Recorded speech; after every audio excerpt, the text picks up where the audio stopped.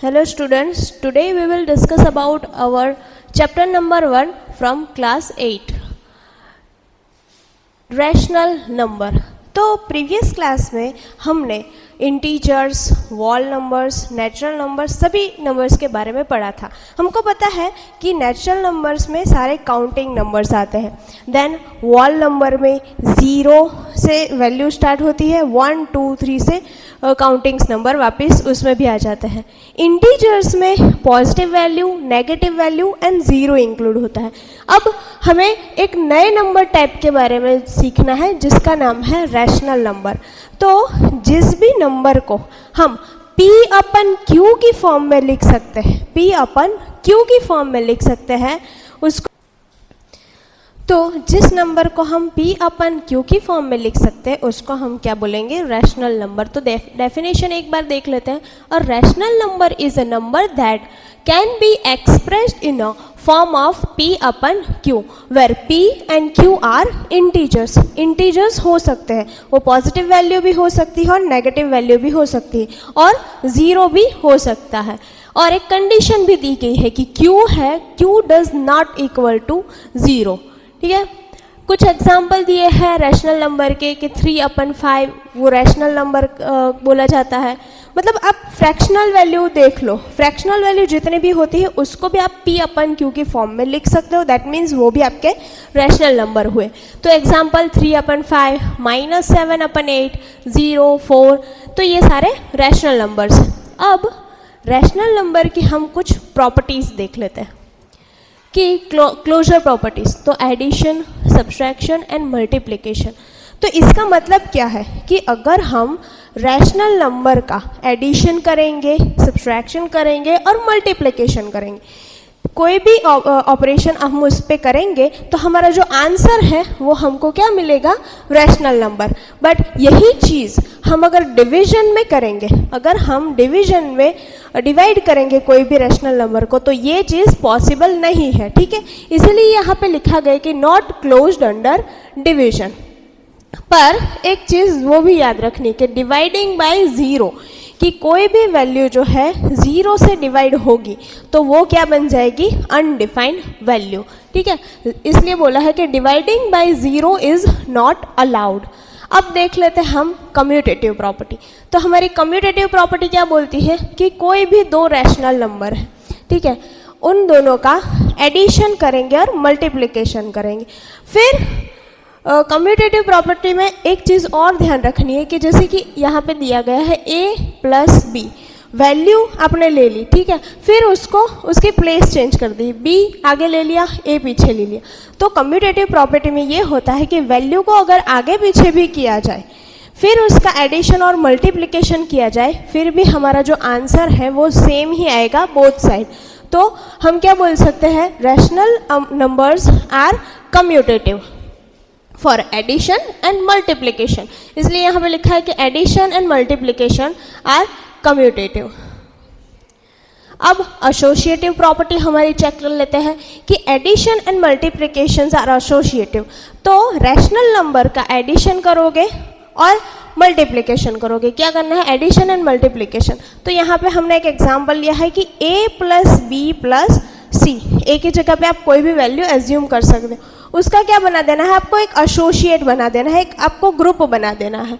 फिर आपको एडिशन करना है, फिर उसका दूसरी साइड दूसरा ग्रुप लेके उसका एडिशन करना है। तो आंसर बोथ साइड का क्या आएगा, सेम ही आएगा। देन ऐसी ही सेम प्रोसेस हम किस में करेंगे, मल्टीप्लिकेशन में भी करेंगे। तो यहाँ पे एडिशन एंड मल्टीप्लिकेशन में एसोसिएट हो रहा है। देन डिस्ट्रीब्यूटिव प्रॉपर्टीज़ में ये पॉसिबल है कि नहीं, हाँ, तो एडिशन और मल्टीप्लिकेशन में ये चीज़ पॉसिबल है। देन आइडेंटिटी ऑफ एलिमेंट वो देख लेते हैं कि एडिटिव आइडेंटिटी कौन सी है। एडिटिव आइडेंटिटी का मतलब ये होता है कि हम कोई भी वैल्यू जो है, ठीक है, जैसे कि a एज्यूम करो, a में हम 0 ऐड करेंगे तो उसका आंसर जो है वही का वही आएगा। तो ये हमारी 0 क्या हुई, additive identity. Then multiplicative identity देख लेते हैं कि 1 क्यों, क्योंकि कोई भी वैल्यू, कोई भी रैंडम वैल्यू ली है और उसमें हम 1 मल्टीप्लाई करेंगे तो आंसर वही का वही रहेगा। तो ये दोनों मेन पॉइंट आपको याद रखनी है कि हमारी जो एडिटिव आइडेंटिटी है वो कौन सी है, वो 0 है, एंड मल्टीप्लिकेटिव आइडेंटिटी कौन सी है, वो है 1। अब देख लेते हैं additive inverse and multiplicative inverse. अगर आपको एग्जाम में पूछा जाए कि -1 का एडिटिव इनवर्स क्या है, तो कुछ नहीं करना है, आपको जो माइनस में वैल्यू दी गई है साइन चेंज करके प्लस में लिख देनी है। -1 का एडिटिव इनवर्स क्या होगा, +1। ठीक है, ऐसे ही आपको सिर्फ साइन चेंज करनी है, वही आपके एडिटिव इनवर्स होंगे। अगर +1 दिया होगा तो वो -1 हो जाएगा।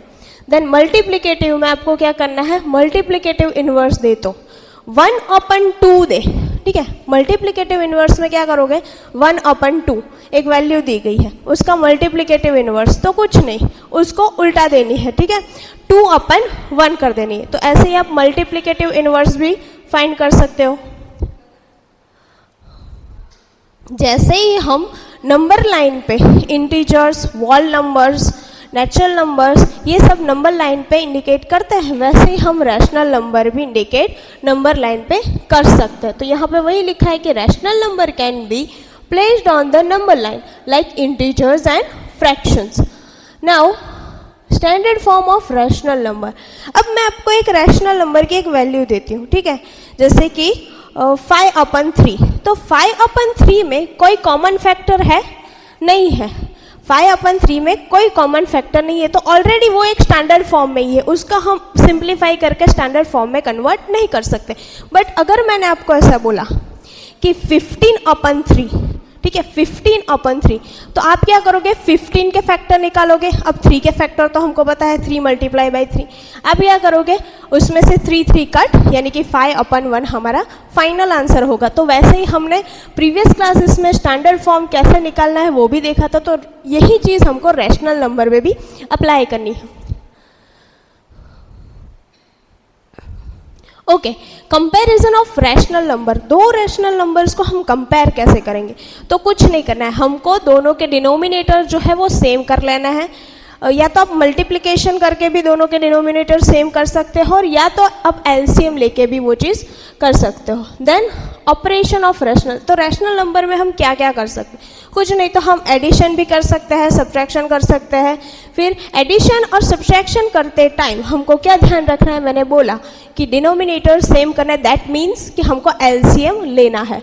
मल्टीप्लिकेशन में हम डायरेक्ट मल्टीप्लाई कर सकते हैं, जैसे कि मैंने एक वैल्यू दी 2/1 और 3/5, तो हम डायरेक्ट डिनोमिनेटर की डिनोमिनेटर के साथ मल्टीप्लिकेशन कर सकते हैं, न्यूमिनेटर की न्यूमिनेटर के साथ मल्टीप्लिकेशन कर सकते हैं।